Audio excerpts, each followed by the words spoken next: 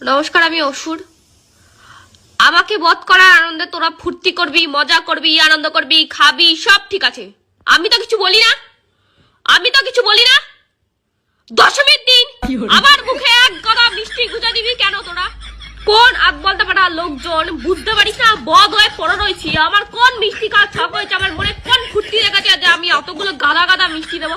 আর কুমোরটুলি কাকু, আপনাকে বলছি দয়া করে পরের বছর দিয়ে আমার মুখটাকে বন্ধ রাখবেন। এরকম হা করে থেকে থেকে সব যা পাচ্ছে, যে যা পাচ্ছে গুজে দিয়ে চলে যাচ্ছে, এক গাদা ধূপকাঠি গুজে দিয়ে, মোমবাতি গুজে দিয়ে চলে যাচ্ছে। মিষ্টি আপনি ঠিক ছিল, ধূপকাঠি